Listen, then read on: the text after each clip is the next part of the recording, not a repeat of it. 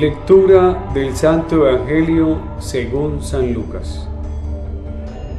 Yendo Jesús camino de Jerusalén, pasaba entre Samaria y Galilea. Cuando iba a entrar en un pueblo, vinieron a su encuentro 10 leprosos que se pasaron a lo lejos y a gritos le decían: Jesús, Maestro, ten compasión de nosotros. Al verlos, les dijo: Id a presentaros a los sacerdotes. Y mientras iban de camino, quedaron limpios. Uno de ellos, viendo que estaba curado, se volvió alabando a Dios a grandes gritos y se echó por tierra a los pies de Jesús, dándole gracias. Este era un samaritano. Jesús tomó la palabra y dijo: ¿No han quedado limpios los 10? ¿Los otros 9 dónde están? ¿No ha vuelto más que este extranjero para dar gloria a Dios? Y le dijo: levántate, vete, tu fe te ha salvado. Este es un pasaje realmente hermoso en el Evangelio de Lucas. Jesús va de camino a Jerusalén y tal vez en la frontera entre Judea y Samaria ocurre una experiencia que puede sonar extraña. De las afueras de la ciudad le salen al encuentro 10 leprosos. Todos sabemos por otros textos y sobre todo por el libro del Levítico que la lepra era considerada en Israel la peor enfermedad posible. La lepra era un mal que se experimentaba como castigo de Dios, porque era tan terrible la situación que vivían los leprosos que no se podía pensar como una situación natural, como, digámoslo, el desenlace lógico de alguna situación biológica, al menos desde los parámetros de la época. Era tan terrible tener lepra que incluso a las personas que la tenían se les consideraba heridos de Dios. Algo debieron hacer ellos o sus padres para que Dios castigara de esta manera en su propia carne ese pecado o ese delito. Los leprosos tenían que vivir en harapos, tenían que gritar su impureza para que nadie se les acercara. No solamente estamos hablando de que estaban desfigurados físicamente, sino que estaban en la peor situación de marginación y exclusión posible. Los griegos hablaban de que la lepra era la hija primogénita de la muerte. Incluso entre los judíos la expresión era: la lepra es hermana de la muerte. Uno pudiera de alguna forma sintetizar la vida de un leproso en estas palabras: deshumanización y exclusión total.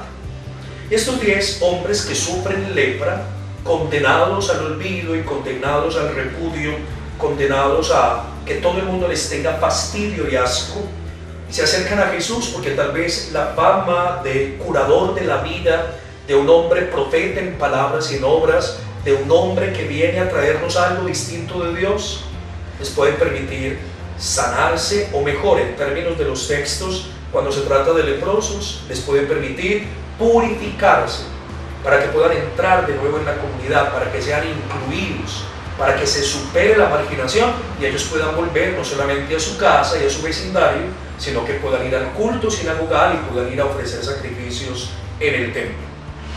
Ellos le piden a Jesús con un grito que Él se apiade de ellos, que los mire con bondad, que les tenga compasión. Jesús, Maestro, ten compasión de nosotros. Yo quiero destacar 2 cosas porque pudiéramos decir muchas. La primera, Jesús no dice una palabra de curación directa como lo hizo con otros enfermos o con otros leprosos que aparecen en los textos. Jesús les dice: váyanse a presentar a los sacerdotes, que son quienes dictaminan la curación y la inclusión en la comunidad, como un indicio de que es en el camino donde ellos se curarán. Es en el proceso de la vida donde la palabra eficaz y poderosa de Jesús obrará, digámoslo así, la purificación y la nueva vida de estas personas marginadas y heridas. Pero también está el hecho de que Jesús les pide que se confirme por parte de los sacerdotes la curación para que oficialmente puedan entrar de nuevo en la comunidad. Es la palabra de poder de Jesús la que cura, pero no cura mágicamente, espontáneamente, de un instante al otro como en otras ocasiones, sino que será en el proceso de la vida. También hay que destacar, y finalizo con esto, que estos hombres, camino a Jerusalén para que los sacerdotes puedan diagnosticar la curación, se dan cuenta de lo que ha ocurrido y solo uno, que es samaritano, vuelve a agradecer. Más que a dar gracias, que es la interpretación tradicional que tenemos del texto, vuelve a dar gloria a Dios, es decir, reconocer la obra de Dios, reconocerse metido en el proyecto de Dios, involucrado en el querer de Dios. El hombre marginado, el hombre excluido, el hombre repudiado, el hombre rechazado desde cualquier punto de vista, incluso religioso, ahora ha visto las maravillas de Dios con su curación, y por eso delante de Jesús, en una actitud de humildad, no solo está agradeciendo un favor, está dando gloria y alabanza a Dios, es decir, de alguna forma se dispone para que Dios siga haciendo maravillas. Por eso él, a diferencia de los otros 9, se va salvado y no solo curado. 3 enseñanzas sencillas para la vida.